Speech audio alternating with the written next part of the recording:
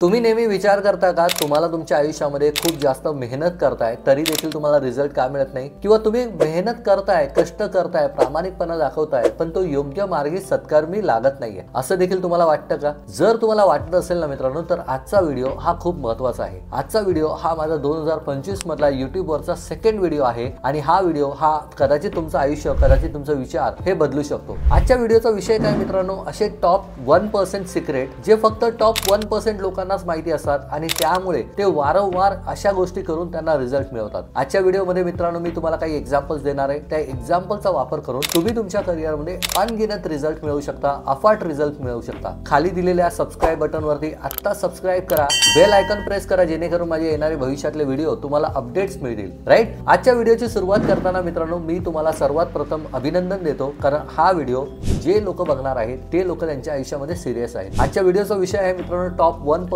Success secrets in your life. याचा अर्थ काय? जर तुम्हाला तुमच्या आयुष्यामध्ये 2025 मध्ये तुम्हाला धन, धान्य, वैभव, समृद्धी, आयुष्य, आरोग्य या सर्व गोष्टी मिळवायच्या असतील ना मित्रांनो, आज जे मी तुम्हाला सांगण्याचा प्रयत्न करतोय ते एका पेन, पेपर, नोटपॅड वरती लिहून घ्या, जेणेकरून त्याचा उपयोग तुम्हाला, तुमच्या परिवाराला, कदाचित तुमच्या मित्र परिवाराला पण होऊ शकतो। Right, so let's begin. सर्वात प्रथम आपल्या प्रत्येकाला कळायला पाहिजे मित्रांनो, आपल्या प्रत्येकाची यशाची व्याख्या ही वेगवेगळी आहे। कदाचित माझ्यासाठी जे यश आहे ते तुमच्यासाठी यश नसेल, किंवा तुमच्यासाठी जे यश आहे ते माझ्यासाठी नसेल। तर सर्वात प्रथम आपण हा विचार करूया, आपण हा विचार गृहीत धरूया की तुमच्या प्रत्येकाला तुमच्या यशाची व्याख्या ही माहित आहे। जर तुम्हाला माहिती असेल तर अवेअर म्हणून टाईप करा कमेंट बॉक्स मध्ये, जर नसेल माहिती तर नॉट अवेअर म्हणून टाईप करा। दुसरी गोष्ट, आजच्या या व्हिडिओमध्ये मित्रांनो मी तुम्हाला जसं म्हटलं तसं तुम्हाला मी काही एक्झाम्पल देणार आहे, ज्या एक्झाम्पलचा वापर करून तुम्हाला ह्या गोष्टी चांगल्या पद्धतीने समजणार आहे। आता लक्षात घ्या, आपल्या प्रत्येकाला यश का मिळत नाही? कारण आपण कुठेतरी गोष्टी चुकीच्या पद्धतीने करतो,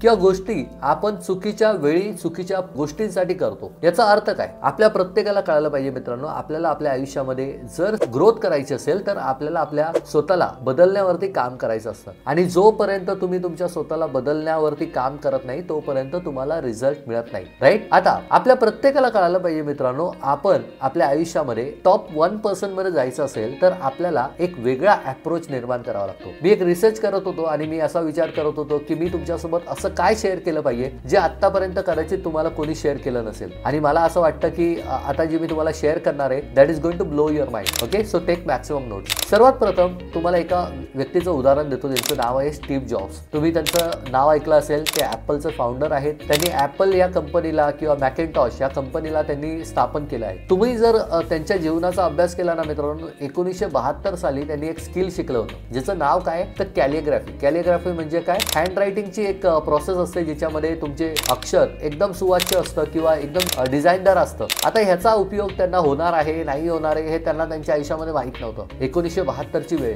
1984 साली त्यांनी मॅकिंटॉश म्हणजेच काय तर ॲपलचा पहिला कम्प्युटर लॉन्च केला, आणि त्या मॅकिंटॉश मध्ये जेव्हा त्यांनी काम करायची सुरुवात केली तेव्हा त्यांना असं कळालं की जे काही मार्केटमध्ये जे काही स्टँडर्ड टाईप फॉर्म आहे किंवा जे काही टायपिंग आहे ती एका स्टँडर्ड फॉर्मॅटमध्ये आहे, आणि त्यांना असं वाटलं की नाही, त्यांना ह्याच्यामध्ये काहीतरी आधुनिकता आणायची आहे, मॉडर्निझम आणायचं आहे। आणि त्यावेळेला त्यांनी असा विचार केला त्यांच्यामध्ये असे कोणते स्किल आहेत जे स्किल ते तो वापरून त्या गोष्टीला ते इम्प्रूव्ह करू शकतात। आणि त्यावेळेला त्यांना आठवलं की मी 12 वर्षापूर्वी एक कॅलिग्राफी नावाचा कोर्स केला होता, कॅलिग्राफी नावाचं शिक्षण घेतलं होतं, आणि त्याच्यामुळे त्यांचे ॲपलचे कम्प्युटरचे जे फॉन्ट आहेत ते अधिक जास्त प्रभावी झाले त्यांच्या कॉम्पिटिटरपेक्षा। आता मी तुम्हाला सांगण्याचं कारण काय समजून घ्या। 1972 ते 1984 12 वर्षांचा काळ लागला स्टीव्ह जॉब्स यांना हे समजण्यासाठी की त्यांना ते स्किल जे त्यांनी शिकलंय ते कुठे वापरायचं आहे। तुमच्यापैकी, माझ्यापैकी भरपूर लोकांना असं वाटत असेल कदाचित मला जे स्किल मी शिकतोय आज ते कदाचित स्किल कामाचं नाहीये, गरजेचं नाहीये, पण मी तुम्हाला खात्री लायक सांगतो मित्रांनो, कोणतीही गोष्ट ह्या जगामध्ये अपघाताने होत नाही। आपल्या प्रत्येकाला कळायला पाहिजे, आपल्याला जर ग्रोथ करायची असेल तर आपल्याला आपल्या स्वतःवरती काम करायचं असतं, आपल्याला स्किल एक्वायर करायचं असतं। आता ह्याचं एक छोटंसं उदाहरण मी तुम्हाला देतो। समजा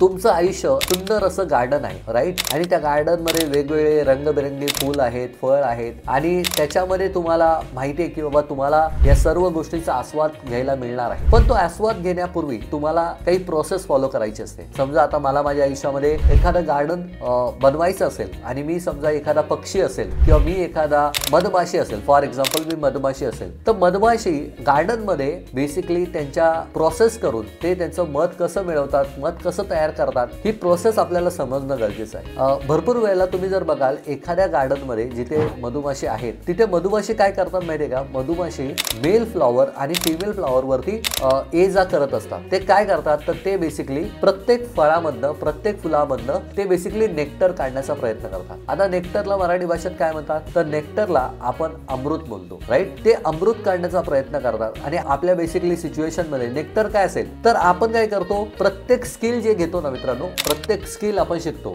मग ते कदाचित रिलेव्हंट स्किल असेल, इररिलेव्हंट स्किल असेल, त्या प्रत्येक स्किल मधनं आपण काही ना काहीतरी नॉलेज घेण्याचा प्रयत्न करतो. आता हे तुम्हाला कळालं की मधमाशी काय करते तर प्रत्येक फुलावरती जाते, फुलावरती जाऊन ती अमृत काढण्याचा प्रयत्न करते, नेक्टर काढण्याचा प्रयत्न करते. आणि तसंच आपण देखील प्रत्येक स्किल जेव्हा शिकतो ना त्यातनं नॉलेज घेण्याचा आपण प्रयत्न करतो. आता जे स्किल आहेत ना मित्रांनो ते तुमच्या आयुष्यातले फ्लावर आहेत. याचा अर्थ काय, तुमच्या आयुष्यातले फुलं आहेत, राईट. आता जे गार्डन आहे ते तुमचं भविष्य आहे. जोपर्यंत तुमचं भविष्य तुम्ही बघणार नाही तोपर्यंत त्यामध्ये फुलं येणार नाही, राईट. आता जी मधुमाशी आहे ती तुम्ही आहात, कारण तुम्हाला माहिती आहे की बाबा मला ह्यातनं स्किल घ्यायचं आहे, स्किल मधनं मला नॉलेज घ्यायचं आहे, मला माझ्या आयुष्यात इम्प्लिमेंट करायचं आहे, मला माझा पगार वाढवायचा आहे, मला माझं इन्कम वाढवायचं आहे. ओके, आय होप तुम्हाला इथपर्यंत क्लिअर आहे. त्याच्यानंतर तुम्ही जर बघाल मधमाशी काय करते माहितीये का, मधमाशी बेसिकली त्यांच्या आयुष्यामध्ये जर एका फुलावरनं दुसऱ्या फुलावरती जेव्हा ती जाते त्या प्रोसेसला पॉलिनेशन म्हणतात. म्हणजेच काय, जेव्हा ते अमृत घेत असतात ना, जेव्हा ते अमृत घेत असतात किंवा एका फुलामधनं अमृत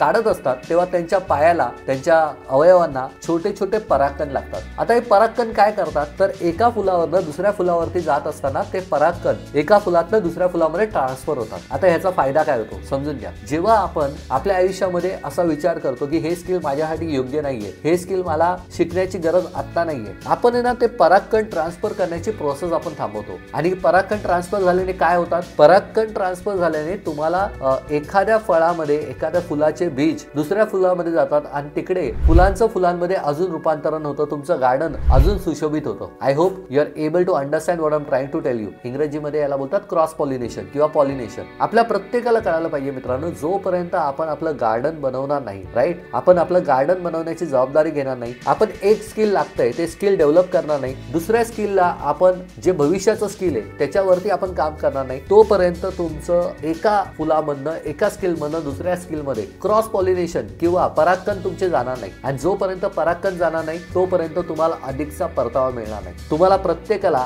आपल्या आयुष्यामध्ये ग्रोथ करायची असेल मित्रांनो तर तुम्हाला ही गोष्ट फॉलो करावी लागते. बघा, ह्या गोष्टीला सायंटिफिक लँग्वेज मध्ये हनी बी इफेक्ट म्हणतात. याचा अर्थ काय, जशी एखादी मधमाशी स्वतःच्या पोटापाण्यासाठी काम करत असते तसंच आपण देखील आपल्या आयुष्यामध्ये काम करत असतो. फक्त विचार हा आहे की आपण निसर्गाच्या गोष्टी किती गोष्टी सिरियसली बघतोय किंवा किती गोष्टी सिरियसली बघत नाही. समजा तुम्हाला आज तुमचा जॉब करायचा आहे पण तुम्हाला भविष्यात तुम्हाला बिझनेस करायचा आहे, मग तुम्हाला काय करावं लागेल, तुम्हाला आज तुमच्या जॉबचे स्किल तर शिकावेच लागतील पण तुम्हाला भविष्यातले तुम्हाला बिझनेसचे स्किल देखील शिकावे लागतील. का, कारण की जेव्हा तुमचे जॉबचे स्किल बिझनेसच्या स्किल मध्ये परावृत्त होणार, परागकण तिकडे जाणार, तेव्हा तुमच्या आनंदाचा किंवा तेव्हा तुमच्या भविष्याचं गार्डन सुशोभित होणार. आय होप तुम्हाला आतापर्यंत हा व्हिडिओ समजला असेल. खाली जा, पटकन टाईप करा कमेंट बॉक्स मध्ये तुम्हाला या व्हिडिओ बद्दल काय वाटतंय. आणि जर तुम्हाला असं वाटतंय की तुम्हाला ह्या पूर्ण प्रोसेस बद्दल मी डिटेल मध्ये व्हिडिओ द्यायला हवा तर टाईप करा detailed video into a comment box. I try to decode everything in front of you so that this will really help you in long term future. तुम्ही आतापर्यंत आपल्या चॅनलला सबस्क्राईब केलं नसेल, फॉलो केलं नसेल, फॉलो करा. आपल्या व्हिडिओला दर आठवड्याला आपले व्हिडिओ बघा, तुमच्या आयुष्यामध्ये प्रगती करा, मराठी माणसाची उन्नती व्हावी. यासाठी बेसिकली मी मराठीमध्ये एक करिअर ग्रोथ मल्टिप्लायर नावाची कम्युनिटी फॉलो करतो आणि त्या कम्युनिटीमध्ये आम्ही मराठी माणसाची सॅलरी ही 90 दिवसांमध्ये वाढवून देण्याचा प्रयत्न करतो. तुम्हाला जर आमचा येणारा वेबिनार अटेंड करायचा असेल, खाली दिलेल्या लर्न मोर या बटनवरती क्लिक करा किंवा खाली दिलेल्या डिस्क्रिप्शन मध्ये ravindrapawar.coach/webinar या लिंक वरती क्लिक करून तुम्ही आपला वेबिनार जॉईन करा. भेटूया आपण पुढच्या व्हिडिओमध्ये. धन्यवाद. जय हिंद, जय महाराष्ट्र.